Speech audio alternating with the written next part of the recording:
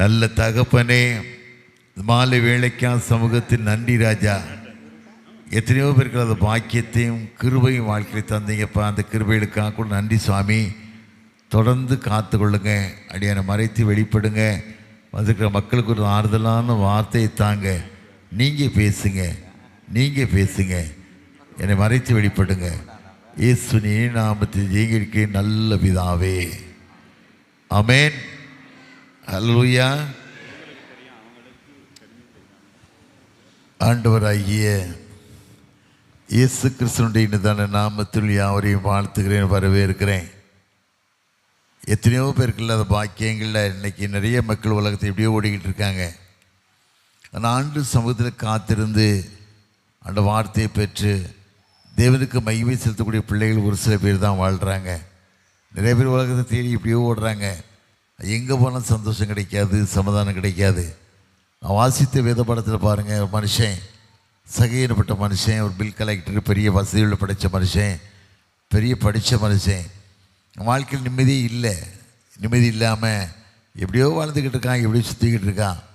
அவன் நினைக்கான் ஒரு நாள் எப்படியாவது இயேசுவை பார்க்கணும், அப்படியே காலடியில் நமக்கு விடுதலை வரும், அப்படி சமூகத்தில் நமக்கு சந்தோஷம் கிடைக்குன்னு சொல்லி நம்பிக்கை வருது. அவனுக்கு நம்பிக்கை எதிர்பார்த்து கொண்டே இருக்கான். எதிர்பாராமல் ஆண்டவர் ஒரு நாள் எருசலேமிலிருந்து எரியோவுக்கு போகிற வழியில் ஒரு அந்த வழியாக போகிறாரு.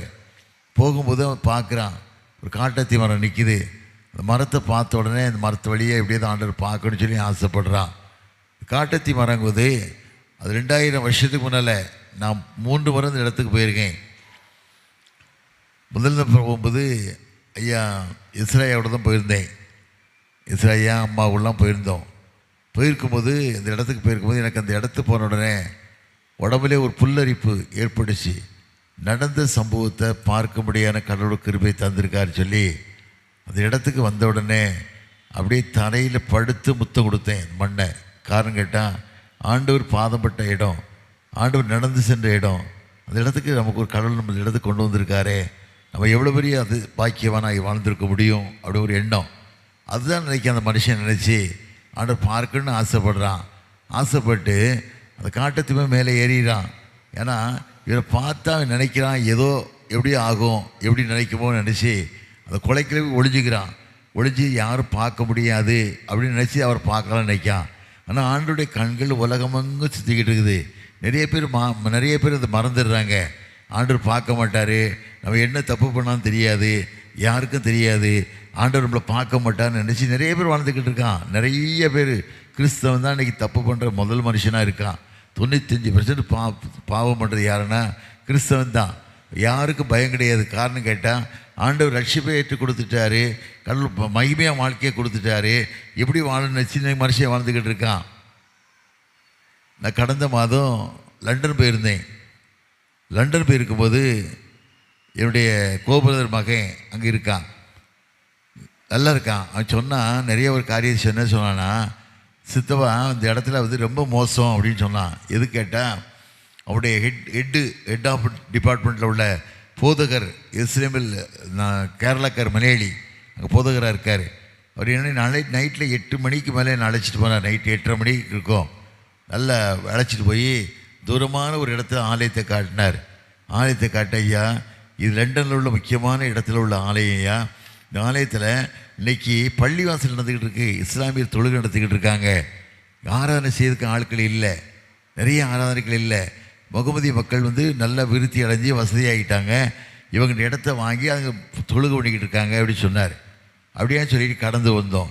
மறுபடியும் இன்னொரு ஆலயத்துக்கு எடுத்து சென்றார். அந்த ஆலயத்துக்கு எடுத்து வந்து சொன்னார், ஐயா இங்கே டாஸ்மார்க் கடை நடக்குதுயான்னு சொன்னார்.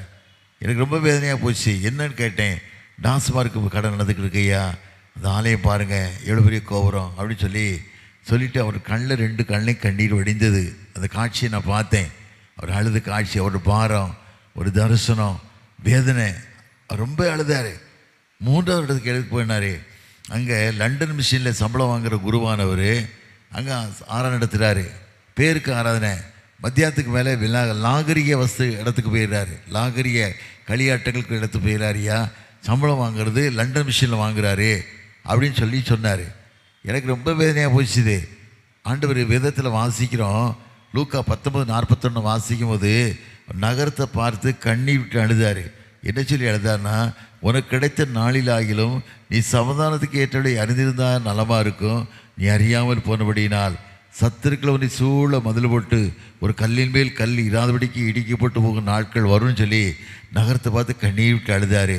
அந்த காட்சி எப்படியே சொன்னார். ஆண்டு நகரத்துக்கு தான் ஆண்டு கண்ணீர் விட்டு அழுதாருன்னு சொன்னார். ஆனால் ஒரு காரியம் சொன்னார். ஒரு காலத்தில் உலகம் முழுவதும் இங்கிலாந்து தேசம் தான் ஆட்சி பண்ணிக்கிட்டு இருந்ததுயா. உலகம் முழுவதும் இங்கிலாந்து தேசம் தான் ஆட்சி பண்ணிக்கிட்டு இருந்தது. காரணம், அமெரிக்காவில் பகல்னா இந்தியாவில் இரவாக இருக்கும், இந்தியாவில் பகல்னா அமெரிக்காவில் இரவாக இருக்கும்.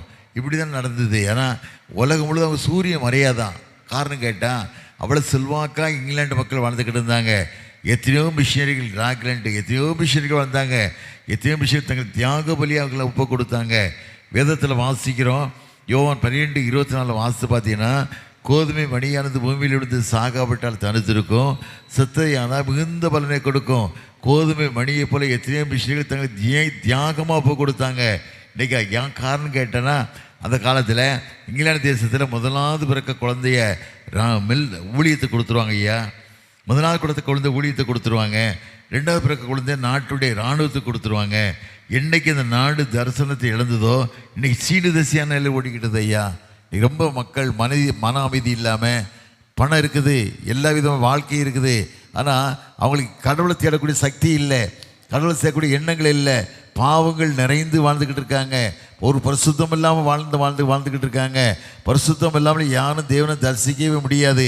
நீங்கள் அநேக பேர் எப்படியோ வாழ்ந்துக்கிட்டு இருக்காங்க. உலகம் எப்படி ரட்சிக்க முடியும், உலகத்தை எப்படி வாழ முடியும்னு சொல்லி வாழ்ந்துக்கிட்டு இருக்காங்க. இது வாழ்க்கை இல்லை, இது வாழ்க்கை இல்லை, ஒரு வாழ்க்கை தான். வேதத்தில் வாசிக்கிறோம். சங்கீதம் 90:10 வாசிக்கும் போது ஒரு மனுஷனுடைய ஆயுசு நாட்கள் 70 வருஷம், பலத்தின் மிதியால் 80 வருஷமாக இருந்தாலும் பாடு வேதனை தான். அப்படி நிறைந்த உலகத்தில் நீ எப்படிப்பட்ட வாழ்க்கையை வாழ்ந்துக்கிட்டு இருக்க, எப்படிப்பட்ட காரியம் செய்துக்கிட்டு இருக்க. நீங்கள் நிறைய குடும்பத்தில் ஏன் சமாதானம் இல்லை, சந்தோஷம் இல்லை, உன் வாழ்க்கை சீரில்லாமல் போன வாழ்க்கையினால், தேவனுக்கு பயப்படாத வாழ்க்கை நீ வாழ்றதுனால குடும்பம் அழிஞ்சு போய்கிட்டு இருக்கு. காரணம் கேட்டால் நீ தேவன் நோக்கி ஜெபிக்க மகளாக வாழ்கிற, தேவன் நோக்கி கண்ணி விட்டு அழாத மகனாக நீ வாழ்ந்துக்கிட்டு இருக்க. சுயலாபம், சுய காரியங்கள் தான் நினச்சி வாழ்ந்துக்கிட்டு இருக்கொள்ளிய ஒரு ஆத்ம பாரம், ஒரு ஆத்ம தாகமுள்ள பிள்ளைகளாக வாழ்ந்துக்கிட்டு இருக்கீங்க. இது வாழ்க்கை இல்லை, ஒரு வாழ்க்கை தான். அந்த ஒரு வாழ்க்கையும் தேவனுக்கு பிரியமான வாழ்க்கையாய், தேவனோடு வாழக்கூடிய வாழ்க்கையாய், சாட்சியுள்ள வாழ்க்கை நீ வாழும்போது கர்த்தர் இன்றைக்கு இருப்பதை பார்க்கலாம். வேதத்தில் வாசிக்கமில்லை, உபாகம் 1:11 வாசிக்கும் போது 1000 மடங்கு உன்னை ஆஸ்வதிப்பார். காரணம், வாழ்க்கை தேவனுக்கு பிரியமான வாழ்க்கையாக இருக்கணும். ஈஸியை சாவித்த போதகர் ஐயா பேராயர், புரட்சி பேராயர் இஸ்ரேல் வாழ்க்கை பாருங்கள். ஒரு வருஷத்தில் 1,00,000 திருச்சபை தரிசனம். அவர் உருவாக்கும் சபை 10,277 சபை. அவர் உருவாக்கும் சபை 100 ஸ்கூலு, 5 பைபிள் காலேஜு, 5 செமினரி. அவர் பேர் ஒரு சைக்கிளோட கிடையாது. அப்படி பேலன்ஸு, பேங்க் பேலன்ஸு கடைசியில் 1276 தான் பேங்க் பேலன்ஸ். ஒன்றுமே இல்லை. காரணம், தன் வாழ்க்கையை தேவனுக்கு அர்ப்பணிப்பான வாழ்க்கையை வாழ்ந்தார், தேவன் சாட்சியுள்ள வாழ்க்கையை வாழ்ந்தார். ஒரே தாகம், ஒரே பாரம். எத்தனை கஷ்டம் வந்தாலும், எத்தனை வேதனை வந்தாலும் கடவுளுக்காக வாழணும்னு சொல்லி எண்ணமுள்ள மனுஷனாய் வாழ்ந்தார். ஆண்டவர்கள் நடத்த முடியும் நம்பிக்கையில் வாழும்போது தான் கர்த்தர் எல்லா நிலையிலும் உன்னை வழிநடத்தி ஆசீர்வதித்து, ஆபிரகாமுக்கு சொன்ன வார்த்தைப்படி உன் பேரை நான் பெருமைப்படுத்துவேன் சொன்ன வார்த்தைப்படி பேரை பெருமைப்படுத்துவது மாத்திரமல்ல, தேவனுக்கு பிரியமான வாழ்க்கை நீ வாழும்போது கர்த்தர் உன்னை ஒரு நாள் கைவிடவே மாட்டார். பிள்ளைகளை குறித்த பாரம் இருக்கலாம், தேவ சமூகத்தை சொல்லணும், ஆண்டவரை கேட்கணும். ஆண்டவரே, குடும்பங்கள் இப்படி இருக்கு, நிலைமை இருக்குன்னு கேட்கணும். எசேக்கியா ராஜாவுக்கு, தாவீதுக்கு பிறகு எசேக்கியா ராஜா தான் நிறைய ராஜாக்களுக்கு இடையில் எசேக்கியா ராஜா கடவுள் பிரியமான மனுஷனாக இருந்தான். 18 வருஷம் தான் அரசாட்சி பண்ணியிருக்கான். அவன் குழந்தை கிடையாது. ஆனால் ஆண்டவர் தாவீதுக்கு ஒரு வார்த்தையை கட்டளையிட்டார். என்னாலும் உனக்கு விளக்க ஒன்று கட்டளையிடுவேன்னு சொன்னார். ஆனால் இல்லை, குழந்தை இல்லை. ஆனால் ஆண்டு சொன்ன வார்த்தையை ஆண்டு எப்பவுமே காப்பாற்றுவார். அவர் சொல்ல ஆகும், கட்டளையிட நிற்கும். ஆண்டவர் போய் பொய் சொல்ல மனிதன் இல்லை, மனமுத்து மனுஷன் மாறிடுவான். மனுஷன் எப்படியோ மாறிடுவான். ஆண்டவர் ஒரு நாளும் மாற மாட்டார். ஆண்டு என்ன சொல்கிறாரோ அதை அப்படியே செய்வார். ஆனால் பாருங்கள், எஸ்ஐகே கேன்சர் வருது. எஸ்ஐகே கேன்சர் வருது. கேன்சர் வந்து ஏசாயாத்துக்கு சேர்ந்து சொல்கிறான், அப்பா நீ சாக போகிறடா, சாக உன் வீட்டுக்காரியத்தை ஒழுங்குபடுத்து அப்படின்னு சொல்கிறாரு. சொல்லிவிட்டு எஸ்ஐகே ராஜாட்ட சொல்லிவிட்டு வெளியே கூட வரல, வாசல்கிட்ட வராரு. ஆனால் எஸ்ஐகே ராஜா கதறி அழுறாரு. வேதத்தில் வாசிக்கிறோம், 2 ராஜாக்கள் 20:5 வாசிக்கும் போது ஆண்டவர் சொல்கிறாரு, விண்ணப்பத்தை கேட்டேன், உன் கண்ணீரை கண்டேன், 15 வருஷம் கூட்டி கொடுக்கினார். 15 வருஷம் கூட்டி கொடுக்கினார். ஏசாயா வெளியே போகலை, அங்கே தான் நிற்கிறான். அதுக்குள்ளே அவனுடைய வார்த்தை கேட்குது, ஏசியா உடனே உள்ள வராரு, ஆண்டவர் 15 வருஷம் கூட்டி கொடுத்தாருப்பான்னு சொல்லி. அதுக்கப்புறம் தான் மனுஷியை பிறக்கா, அவன் மகனாக மனுஷியை பிறக்கா. ஆண்டு என்றைக்குமே சொல்கிற காரியத்தை செயல்படுத்துவார், நடத்துவார், வழி நடத்துவார், உன்னை பாதுகாப்பார், உன்னை விட்டு விலகவும் மாட்டார், உன்னை கைவிடவும் மாட்டார். நான் மோசையோடு இருந்தது போல் உன்னோடு கூட இருப்பேன் இங்கே சொல்கிறாரு. நான் உன்னை விட்டு விலகவும் மாட்டேன், கைவிட மாட்டேன், நான் உன்னை ஏந்துவேன், உன்னை சுமப்பேன், உன்னை தப்பு வைப்பேன், முதுகுக்கு பாதுகாத்து ஒரு வாழ்க்கையை ஒரு ஆசமான வாழ்க்கையை மாற்றி கொடுப்பேன் என்று சொல்கிறாரு. அந்த கடவுளுக்கு பிரியமான வாழ்க்கை வாழணும், ஆண்டோடு தேடக்கூடிய வாழ்க்கை வாழணும். ஒருவனுடைய வழி கர்த்தருக்கு பிரியமாக இருக்குன்னு சொன்னால் ஒரு வாழ்க்கை சீராக இருக்கணும். கடவுள்கிட்ட கேட்கணும், ஒவ்வொரு நிமிஷம் கேட்கணும், ஆண்டோட என் வாழ்க்கை பிரியமாக இருக்கா, என் வாழ்க்கை பிரியமாக இருக்கா, உனக்கு பிரியமான வாழ்க்கை நான் வாழ்கிறேன்னா, உம்மோடு வாழ்கிறேன்னா சாமின்னு சொல்லி ஆண்டை கேட்கணும். கேட்டு நீ வாழும்போது ஆண்டை ஒரு நாள் உன் குடும்பத்தை பாற்றி ஆண்டுக்கு தெரியும், உன் நிலைமையை ஆண்டுக்கு தெரியும். தெரிஞ்சு கண்ணீரை கண்டு வாழ்க்கையில் பெரிய விடுதலை தொடுத்து பாதுகாப்பார். இன்றைக்கி கடவுளை தேடாத ஜனங்கள் எப்படியோ வாழ்ந்துக்கிட்டு இருக்காங்க. கடவுளை தேடாத, கடவுள் தெய்வம் இல்லைன்னு சொல்லி வாழ்ந்துக்கிட்டு இருக்க ஜனங்கள் எப்படியோ வாழ்ந்துக்கிட்டு இருக்காங்க. அவங்க வாழட்ட அதை பற்றி கவலை இல்லை. நீ கடவுள் தெரிஞ்ச மகள், கடவுள் வாழக்கூடிய மகன், கடவுளுக்கு சாட்சி உள்ள பிள்ளைகள், நீ கடவுள் முன்வைத்து வாழும்போது வேதத்தில் வாசிக்கிறோம். சங்கீதம் 16:8 எடுத்து வாசிக்கும் போது, கர்த்தை எப்பொழுதுக்கு முன்பாக நான் வைத்திருக்கிறேன், அவர் என் வலது பாசத்தில் இருக்கிறபடியால் நான் அசைக்கப்பட முடியல. தாவீது சொல்கிறான், கர்த்தர் நான் அசைக்கப்பட முடியாத வாழ்க்கை. காரணம் கேட்டால் நான் நினச்சி பார்ப்பேன், நான் சென்னைக்கு வந்து 57 வருஷம் ஆச்சு. சென்னைக்கு வந்து ஒன்றுமே கொண்டு வரல, காலோட செருப்பு கிடையாது, இவ்வளோ பெரிய டவுசர் தான், வேறு ஒன்றும் இல்லை, ஒன்றுமே இல்லை. ரொம்ப கஷ்டம், வேதனை, தரித்திரத்தோட, கஷ்டத்தோட, கண்ணீரோட என்ன செய்வோன்னு நினச்சி தான் வந்தோம். ஒன்றுமே இல்லை. குடியிருந்த வந்து ஒரு இடத்துல குடியிருந்தோம். 100 ரூபா 10 ரூபாய் வாடகை. அந்த வாடகை ஒரு இஸ்லாமிய சகோதரர் வீடு. அது திருசூருக்கு பாய், அவர் முஸ்லீம், நல்ல மனுஷன், நல்ல தேவ மனுஷன். அவர் சொன்னார், நாங்கள் திருசூருக்கு போக போகிறோம், திரும்பியும் வீட்டை காலி பண்ண போகிறோம், நீங்கள் அதனால் வீட்டை வாங்கிக்கிடுங்க இல்லை காலி பண்ணி கொடுங்கன்னு கேட்டார். நீங்கள் வாங்குறதாலும் வாங்கிக்கிடுங்க, காலி பண்ணாலும் காலி பண்ணி கொடுங்க, ரொம்ப உபகாரமாக இருக்குன்னு சொன்னார். திடீர்னு அப்படி உங்களுக்கு சொல்கிறேன்னு நினைக்காதீங்க, நிலைமை அப்படின்னு சொன்னார். இறக்கமான குணம், அப்படி இறக்கம் கிறிஸ்தவன்ட்டு கூட வரக்கூடாது, வராது. தேவ மனுஷன், கடவுளுக்கு பிரியமான மனுஷன். ஆனால் நினச்சி பார்த்தோம், எங்கே போகிறது, யார்கிட்ட போகிறது, எங்கே போய் தங்குறது, யார் வீட்டில் போய் கால் வைக்கிறது. சொந்தக்கார வீட்டில் ஒரு நாள் போய் இருக்கலாம், 2 நாள் இருக்கலாம், 3 நாள் கஷ்டப்பட்டு இருக்கலாம், மற்ற நாட்கள்லாம் எங்கே போய் இருக்குது. யோசம், எல்லாரும் யோசம். எங்கள் அண்ணனுக்கு திருமணம் ஆகிருக்கு, அண்ணனையும் அண்ணியனை கூட்டி சென்னைக்கு வந்திருக்கேன். எஸ்எல்சி முடிச்சுட்டு 68 சென்னைக்கு வந்திருக்கேன். ஆனால் ஒரு சிந்தனை கேட்டுனா, யாக்கோபு பாருங்கள், உன் தகப்பன் தாயை விட்டு பிரியிறான். ஏன் பிரியிறான்னு சொன்னால், ஏசா வந்து இஸ்ரவேல் சந்ததியில் கல்யாணம் பண்ணிடுறான். கல்யாணம் பண்ணி தாய்க்கு ரொம்ப சங்கடம், ரொம்ப வேதனை. அப்போ ரெபெக்கால் சொல்கிற ஈசாக்கை பார்த்து, இந்த ஏசாவை போல் யாக்கவும் கல்யாணம் பண்ணுவான்னா எனக்கு வாழ்க்கை இருந்து லாபம் என்ன அப்படின்னு சொல்லி அழுகுறா. 4000 வருஷத்துக்கு முன்னாலே மாமியாருக்கும் மருமகளுக்கு சண்டை வந்துச்சு, அவ்வளோதான். 4 வருஷத்துக்கு முன்னாலே ஒன்றுமே செய்யலை. உடனே ஈசாக்கு சொல்கிறான், நீ பெத்தேல் வீட்டுக்கு போடா, உன் தாயுடைய அண்ணன் சகோதரி வீடு அங்கே இருக்குது, நீ போ, அங்கே போய் திருமணம் பண்ணி வாழலாம் அப்படின்னு சொல்கிறான். அவன் ஈசாக்கு ஒன்றுமே தெரியாது. வேஷ்டி கட்டியிருந்தானோ, எண்ணெய் கட்டியிருந்தானோ, கோமணம் கட்டியிருந்தானோ, ஒரு கம்பு வச்சுருந்தான், அவ்வளோதான். வேறு ஒன்றும் கிடையாது, ஒன்றும் கிடையாது. அவனுடைய தூரம் வந்து 168 கிலோமீட்டர் சொல்கிறாங்க. வரலாறு சொல்லு 120 கிலோமீட்டர் தூரம் நடந்து தான் போனோம். எத்தனை விஷப்பூச்சிகள், எத்தனை கொடூரமான பாம்புகள், எத்தனை மிருகங்கள் தாண்டி போனோம்ல. ஆனால் கடவுளும் கூட இருந்தார்.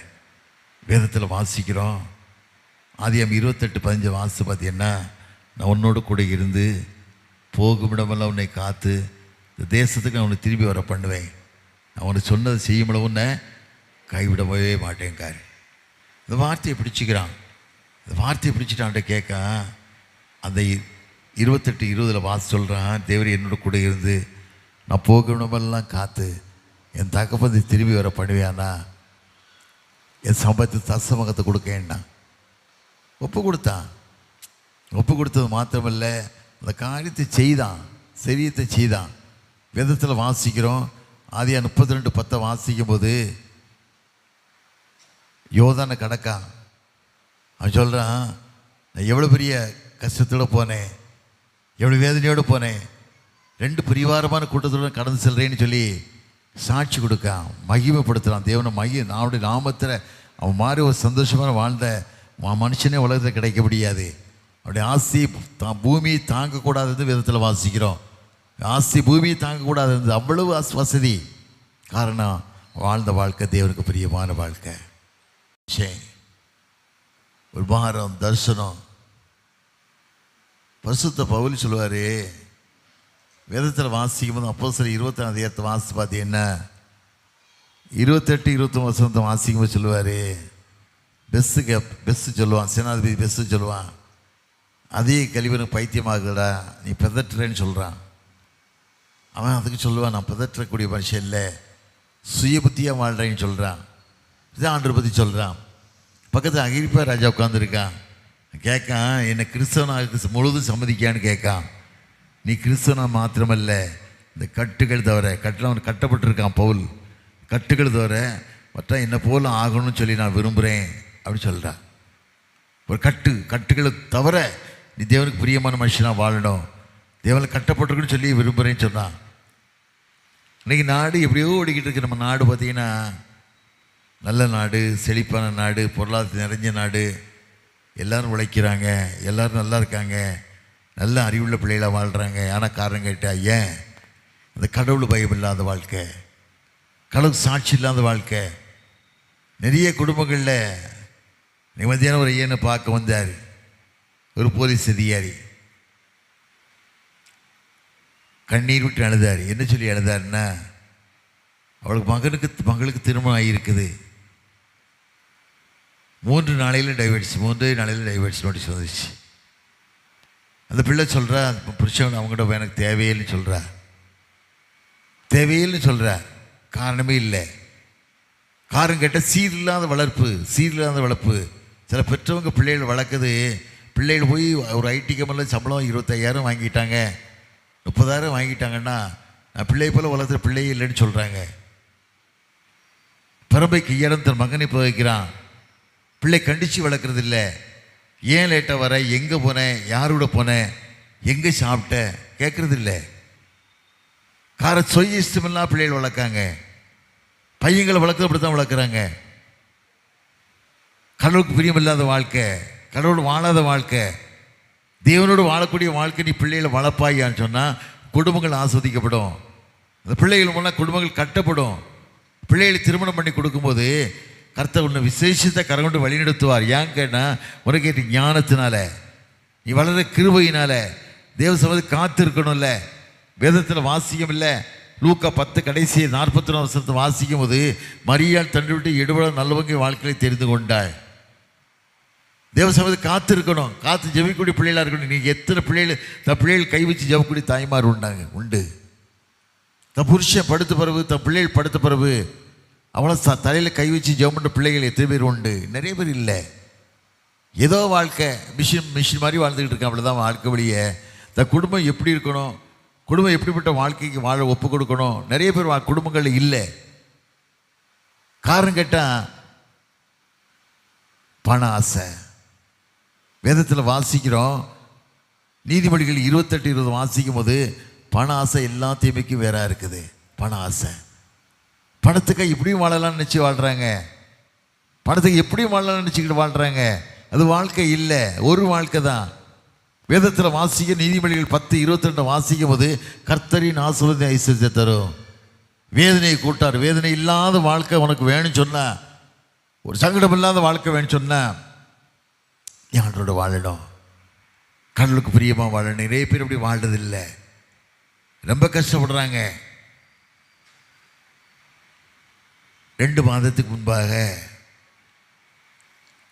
சென்னையில் இருக்கும்போது ஒரு மகள் என்னை தேடி வந்தா.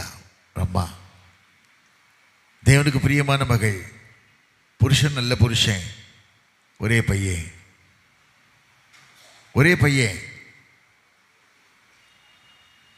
பையன் ஐடியில் வேலை செய்கிறான், ஐடி கம்பெனியில் வேலை செய்கிறான். 1.25 லட்ச ரூபா சம்பளம் வாங்குகிறான். எந்த பழக்கமும் கிடையாது. ஒரு அழகான பெண்ணை திருமணம் பண்ணிட்டாங்க.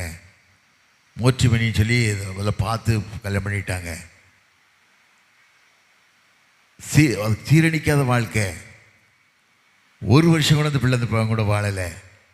அவன்கிட்ட இருக்க பணத்தெல்லாம் உறிஞ்சி காரங்கட்ட பிள்ளையோட வாழ்கிற அக்காக்காரி ஒருத்துக்கு திருமணம் ஆகி வாழாவட்டி வந்து உட்காந்துருக்கா.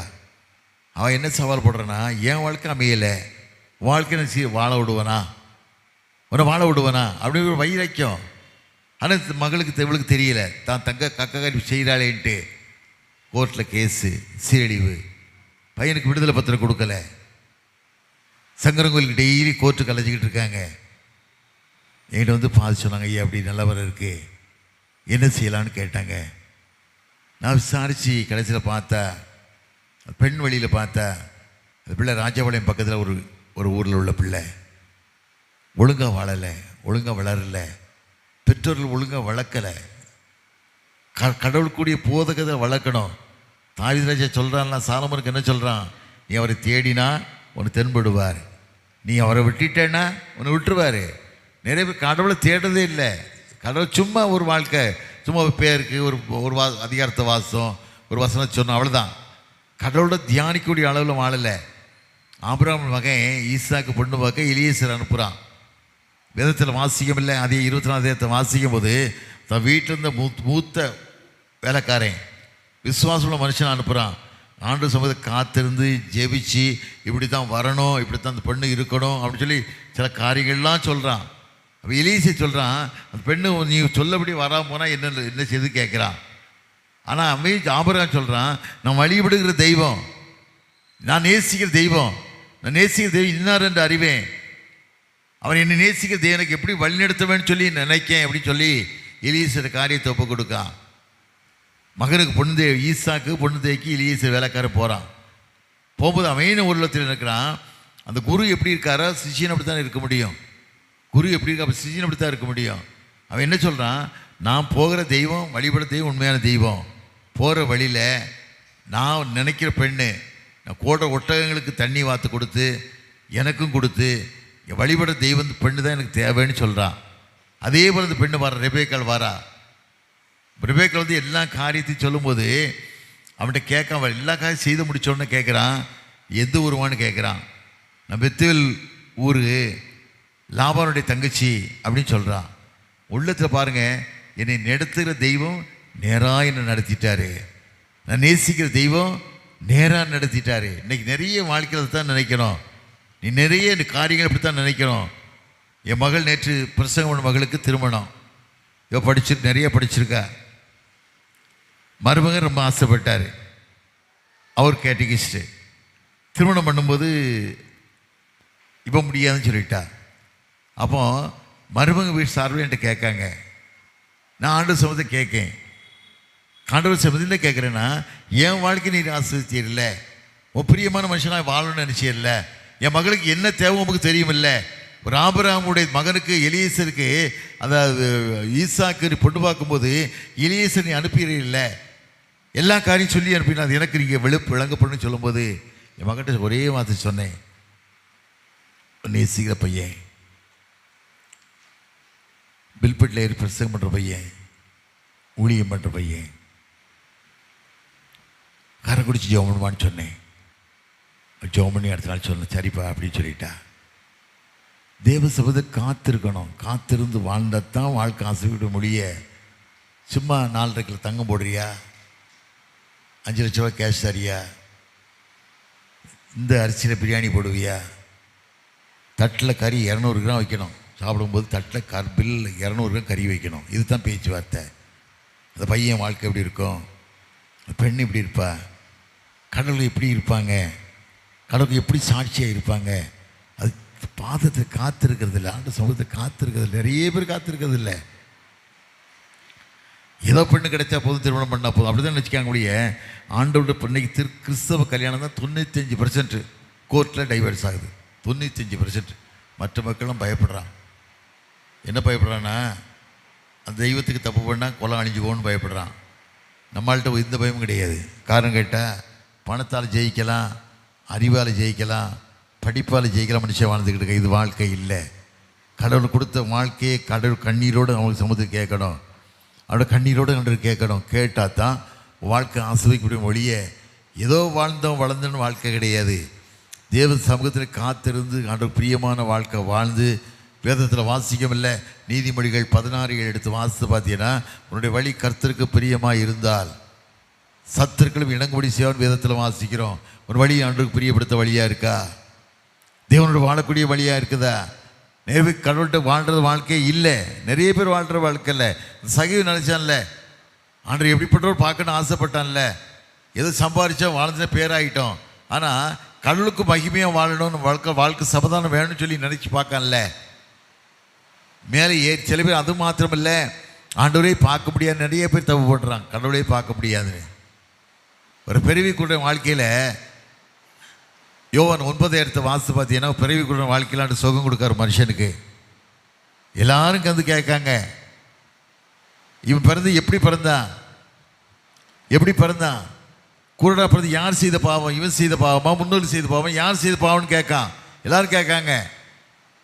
நிறைய பேர் நினைக்காங்க, ஒரு தப்பு நடந்துட்டு, குடும்பத்துக்கு சங்கடம் நடந்துட்டு அப்படின்னு சொன்னால், என்ன பாவம் பண்ணாலோ, என்ன தப்பு பண்ணாங்களோ, யாரை கொள்ளையடிச்சாங்களோ, யாருக்கு விரோதமாக பாவம் பண்ணாங்களோ, அந்த பிள்ளை இப்படி பிறந்துக்குன்னு சொல்லுவாங்க. ஆனால் ஆண்டவர் சொல்கிறாரு, அது அவன் செய்த பாவம் இல்லை, முன்னோர்கள் செய்த பாவம் இல்லை, தேவனுடைய கிரியை வெளிப்படும்படி இப்படி பிறந்தான். ஆண்டவர் நாம வெளிப்படும்படியாக இப்படி பிறந்தான். ஆண்டு சொல்லிட்டு ஆண்டவர் என்ன சொல்கிறாரு, என் கண்களை தொட்டு சுகம் குடிக்கார்ல, சுகம் கொடுத்து சீலவம் கொடுத்து கழுவுன்னு சொல்கிறார்ல. சீலவம் என்பதுக்கு அனுப்பப்படுவது என்று அர்த்தம். போய் கழுவுக்கு சுகம் பெற்று விடுதலையே வாழ்ந்துக்கிட்டு இருக்கான்ல. நீ கடவுளை தேடுவாயனால். சகிவு ஆண்டவர் தேடினான், சகிவு ஆண்டவர் தேடினான். தேடி வந்ததுனால ஆண்டு சொன்னார், எல்லாரும் சொன்னாங்க பாவி பாவின்னு. அவன் தாவின்னு ஒத்துக்கிட்டான். ஆண்டவரே, யாரிடமா அநியாயமாக வாங்கினோன்னா நான் கத்தினே திருப்பி தரேன்னாங்க. அவனுக்கு தெரியும் கடவுள் செய்த பாவத்துக்கு மன்னிப்பு கொடுப்பார் அப்படிங்கிற வாழ்க்கை தெரியும். தான் பாவத்தை எல்லாம் அவன் சுமந்து தீர்த்திட்டார்ல. ஆண்டவர் ஒவ்வொரு நாள் நடத்தின விதங்களை பார்க்கும்போது, சென்னையில் இப்படி வாழுவோமா வளருமான்னு நினைக்கவே இல்லை. யோசுவாக்கு வாக்கு கொடுத்தபடி கால்பதிக்கும் தேசம் அத்தனை உனக்கு நான் சொந்தமாக தருவேன்னாரு. தந்திருக்காரு. நானும் அற்புதம் ஒரே ஊர் தான், ஒன்றா படித்தோம். அவர் வேறு வழியை டேன் பண்ணி போனார், நான் வேறு வழியை டேன் பண்ணி போனேன். என் பாதை வித்தியாசம் போச்சுது, அவர் பாதை வித்தியாசம் போச்சு. அவரையும் கைவிடலை, என்னையும் கைவிடலை. எனக்கு காரணம் கேட்டால், ஆண்டவர் நான் விட்டு விலகுவதும் இல்லை, உன்னை கைவிடுவதும் இல்லை. நிறைய காரியம் சொன்னாங்கல்ல. கடந்த 3 வருஷமாக நான் திருநெல்வேலியில் லேசுக்கிட்டே இருந்தேன். ஒரு பிரயோஜனம் இல்லை. ஏன் பிரயோஜனம் இல்லை? ஊழியர்கள்லாம் உண்மை இல்லை. திருச்சி மக்களும் அப்படி தான் இருக்காங்க. துட்டு கிடைச்சா போதும், பிரியாணி கிடைச்சா போதும், எப்படி வேணாலும் வாழலாம், எப்படி தான் நினச்சிக்கிருக்கேன் ஒழிய உண்மையாக வாழணும். ஒரு வாழ்க்கை தான், ஒரு வாழ்க்கை உண்மையாக வாழணும். நிறைய பேர் வாழ்ந்த எண்ணங்கள் இல்லை. திருச்சபை தலைவர்கள்ட்டையும் இல்லை. காரணம் கேட்டால் பணம் சம்பாதிச்சா போதும், பணம் அழிச்சிரும் அப்படிங்கிறது எல்லாத்தையும் என்ன மனுஷிட்ட வாழ்க்கையில் வேணும். தவறான உழைப்பு, தவறான வருவாய் பணம் வாழ்க்கையை அழித்து கொண்டு விடும். கேஆசி 2 காசுக்கு ஆசைப்பட்டான், அழிஞ்சு நாசமாகி குஸ்வையா மாறிட்டான். வீட்டு வாசலும் பாவம் படுத்துருக்கு, வேற எங்கேயும் போகாது. வீட்டு வாசப்பட்டு தான் படுத்துருக்கு, வேற எங்கேயும் போகாது. நீ வாழ்கிற வாழ்க்கை தேவனுக்கு பிரியமான வாழ்க்கை. ஒரு பைசாலும் கடவுள் கணக்கு கேட்பார். வேதத்தில் வாசிக்கிறோம். மத்தேயு 25:19 வாசித்து பார்த்தீங்கன்னா கணக்கு கேட்கக்கூடிய எஜமானாண்ட வர போகிறாரு. ஒருத்தரும் தப்ப முடியாது. அதை மனதில் வைத்து வாழுங்க. வாழ்கிற காலம் கொஞ்ச காலம்தான்.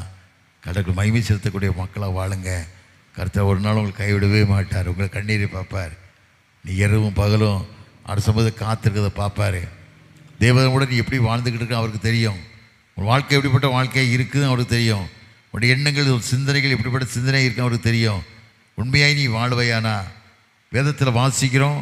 நீதிமொழிகள் 37:25 வாசித்து பார்த்தீங்கன்னா, நான் இளைஞனாக இருந்தேன், முதிர்களும் ஆனேன், நீதிமான் கைவிடப்பட்டதையும் அவன் சந்ததி அப்பத்துக்கு காணலை. ஒரு நாளும் கஷ்டம் வராது. உன்னை ஒரு நாளும் கைவிடவே மாட்டார். இப்படி வாழ்க்கைக்கு நம்ம ஒப்பு கொடுப்போம். கர்த்தர் நம்மளை ஆஸ்வதிக்க போகிறார். எல்லோரும் எழும்பலாமா? காணிக்கை எடுத்துடலாமா? நேரம் ஆகிட்ட ஐயா சொன்ன மாதிரி 8:30 மணிக்கெல்லாம் காணிக்கை எடுத்துடணும் ஏன்னு சொன்னாங்க. எல்லோரும் எழும்பலாமா? கர்த்தர் இன்றைக்கு இருப்பதை பார்க்கலும் 1000 மடங்கு உங்களை ஆஸ்வதிக்க போகிறார். ஆண்டவரே உன் காரன் கூட இருக்கட்டும் ராஜான்னு கேட்கலாமா? நீர் நேசிக்கிற தெய்வம் ஐயா. எழுந்து போனதை தேடவும் ரட்சிக்கமே மனுஷகம் உலகத்தில் வந்தார் விதத்தில் வாசிக்கிறோமே. நான் எந்த காரியத்தை இழந்து போயிருக்கிறோம் அது விடுதலை திருமணியாக வந்த தெய்வம் நீ என்பதை அறிந்து வாழ்க்கை நமக்கு சரிவழிக்கொள்ள கிருபை தான் கேட்கலாமா? ஆண்டவர் நோக்கி பார்க்கிறார். அவர் நோக்கி பார்த்த முகங்கள் பிரகாசமடைந்தன. வேதத்தில் வாசிக்கிறோம். வெட்கப்பட்டு போனதே இல்லை, வெட்கப்படவே விட மாட்டார், வெட்கப்படுத்தவே விட மாட்டார். அவர் பார்க்கலாமா? கேட்கலாமா? ஆண்டவர் நிச்சயமாய் நான் ஆஸ்வதிப்பேன்னு சொல்கிறார். அந்த ஆசிரியர் தெய்வத்தை நாம் தேடி வந்திருக்கிறோம். அவரை தேடி தேடி வந்திருக்க உன்னை காண்கிறார். அவருடைய கண்கள் உலகம் எங்கும் நோக்கி கொண்டிருக்குது. உன் இருதயத்தை பார்க்கிறார், உன் சரீரத்தை பார்க்கிறார். சரீரத்தை எத்தனை நோய் இருந்தாலும் சரி விடுதலை தருவார். நடக்கிறோம்ப்பா, ஒரு வேத பிரமாண மனுஷனப்பா, தேவனுக்கு பிரியமான மனுஷன். ஆண்டவரே எத்தனை பாரங்கள், எத்தனை தரிசனங்களப்பா, அதே தரிசனத்தோடு வாழ எங்களுக்கு ஒரு இருதயத்தை தாங்க. ஒரு பிரியமான வாழ்க்கையை வாழ கிருபை தாங்க. கஷ்டத்தோடு கண்ணீரோடு வேதனையோடு வாழ்க்கை பிள்ளைகள் வாழ்க்கையில் விடுதலையோடு வாழ கிருபை தாங்க. அப்படியே மறித்து வெளிப்பட்டீங்கப்பா, அந்த கிருபைகளுக்காக நன்றி ராஜா. மீதியான கேரத்தை பொறுப்படுத்திக் கொள்ளுங்க. இயேசுவின் இனிய நாமத்தில் ஜெயிக்கிறோம் நல்ல பிதாவே. ஆமென். ஆமென். ஆமென். ஹல்லேலூயா.